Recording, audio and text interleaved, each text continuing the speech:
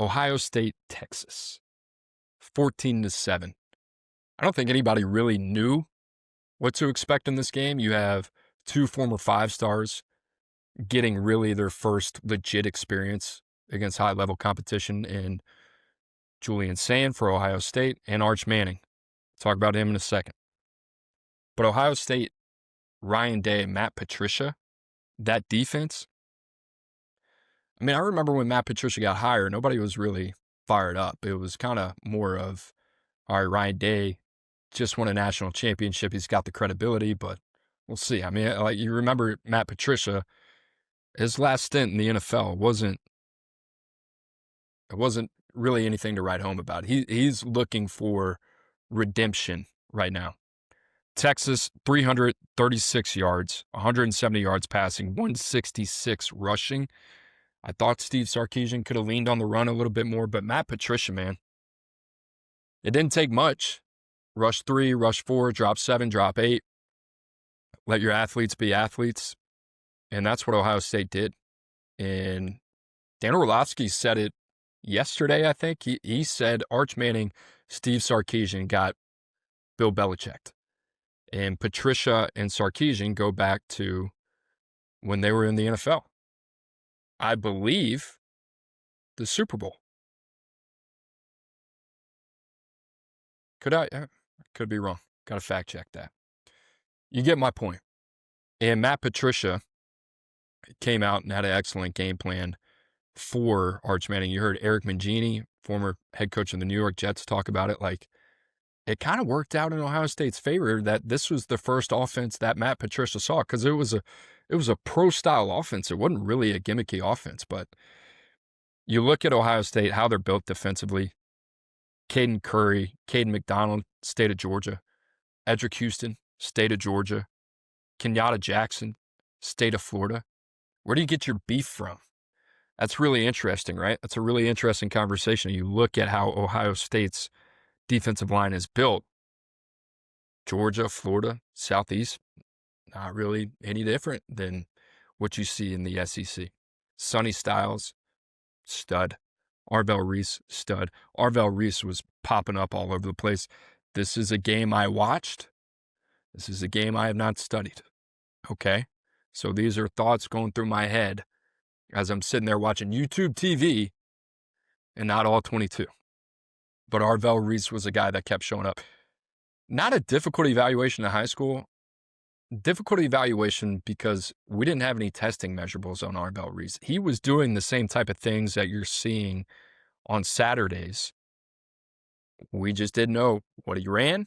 We didn't know how big he was. We didn't know any of that. He's showing up in a big-time way. Jermaine Matthews, Caleb Downs, Igbinosin, Sonny Styles, Jalen McClain. I mean, I could talk about these guys all day. C.J. Hicks, former five-star, getting involved, pass rush situations.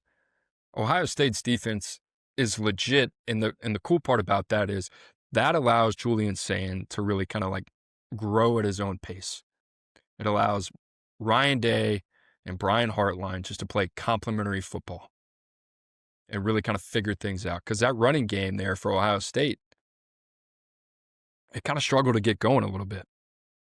77 yards rushing. The other thing is, like, what's this going to look like for Jeremiah Smith? What's the passing game going to look like? Who's going to be that secondary option for Ohio State? Is it going to be Carnell Tate? Is it going to be Brandon Ennis? Is it going to be Max Clare? And can these guys continue to progress at a rate by the time you get to the CFP? You got a game plan for Julian Sand a little bit. And I give credit to Ryan Day. I give credit to Brian Hartline.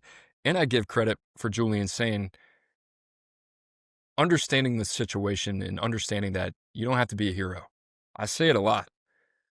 Knowing when to be Superman and when to be Clark Kent, that's a really important trait for a quarterback.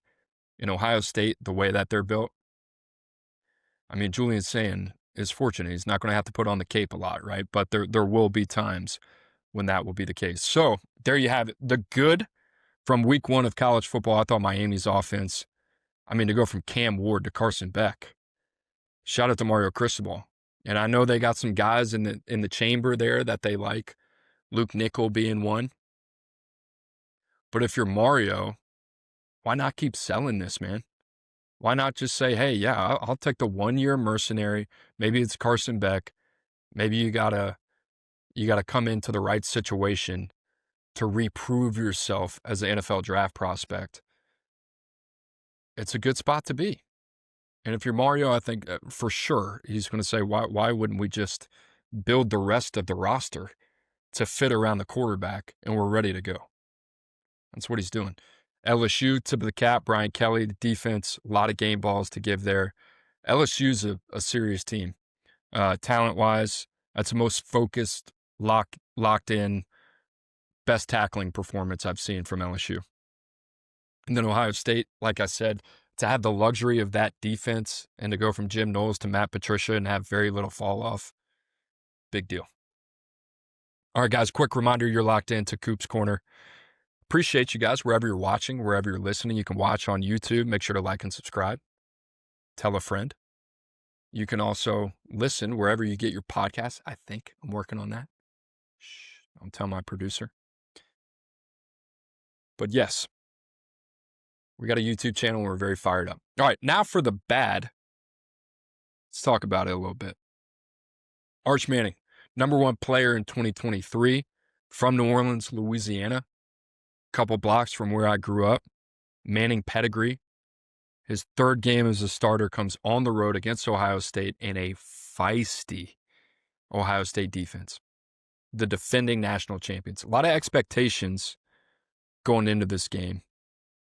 I mean, my take on anything Arch Manning and anything Shedeur Sanders, good luck having a rational conversation, a rational football conversation week to week based on the performance of a Manning or a Sanders.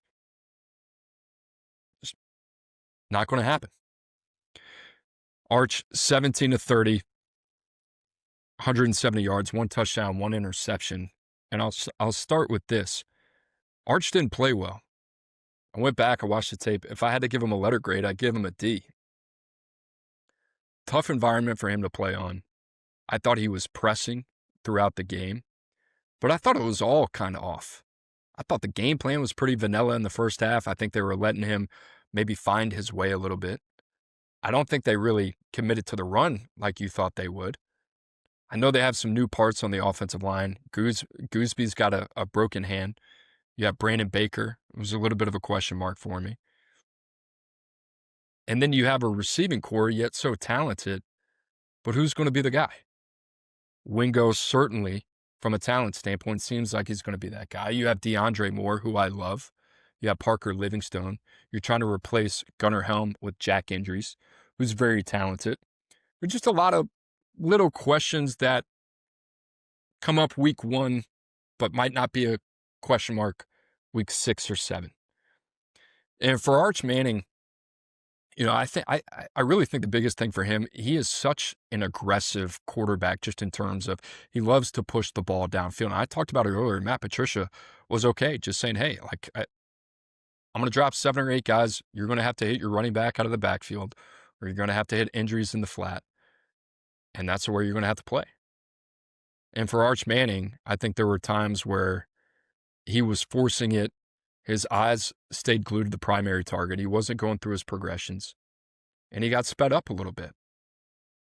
And then in the second half, started to find his way. You saw 2 big-time throws, one to Indries down the sideline, another one to Parker Livingstone for the touchdown. But it was really kind of the short to intermediate that I would say, yeah, there's some concern there. There are a couple passes that he's got to make 9 out of 10 times. I think one was on a 2nd or 3rd down to Wingo on a little drag route that ball comes out hot and it's high. Another one, 2nd down, 3rd and 5 to extend the drive, the last drive of the game, with the opportunity to tie it. Footwork gets sloppy. He gets rushed. Ball comes out hot once again, not accurate. And the lack of ability to change speeds is kind of something that has shown up since he was in high school. And he can rip it. He can get it to the deep third. He can, the arm talent is evident. But the finesse and the nuance and the touch still got to come a little bit. So the way that I look at the performance for Arch Manning is, the offensive line could have played better. The running game could have been more committed to it. The receivers were in wait-and-see mode. And the quarterback looked like a quarterback making his third start against the defending national champions with Caleb Downs on the other side. And a whole bunch of other talent, too. And I'm not trying to make excuses. It was a objectively poor performance. That being said, my biggest takeaway is if you're Arch Manning, you're Steve Sarkisian, and you guys have a conversation after the game and say, hey, hand up, accountability. I could have done better. Each of us could have done better. And we got a chance to tie that thing up against now the number 1 ranked team in the country with less than 3 minutes. And we're not going to put another performance like that out again? Yeah, I'll take it. And here's the other thing about Arch. Love what he said in post-game. I got to play better. Like, hey, it's on me. It starts with me. He's got a maturity about him that he's going to bounce back. He's got a spine. Like the Manning stuff, I know we like to talk about it. That's where this stuff comes in. This dude's been around the outside noise for a long time. Comes with the territory. So when you hit adversity, how do you bounce back? How do you respond? And he's got a great opportunity to do that. He's going to have many opportunities throughout the season to show his mettle and what he's made of. Now, if there's anything I've learned, Texas could get to the playoff. We'll see how he develops. Yeah, maybe his grandfather was right. Hey, buddy, you need to come back for another year, And that's okay. Think about the narratives around some of these quarterbacks just a year ago. Around Nussmeier, around Miller Moss, around Cade Klubnik. Klubnik lost 34-3. A year later, he's not a unanimous, but a lot of mock drafts have him number 1. Legitimate outfits. It's week to week with this stuff. And I'm not just talking about Arch. I'm talking about all these quarterbacks. It's week to week. This guy sucks. This guy's the best. Make up your mind, man. There's a lot of different, it's a long road. There's a lot of data sets here. And maybe I'm trying to be rational with a topic that's just not capable of being rational. That being said, Arch Manning will be fine. But this week is in the bad category.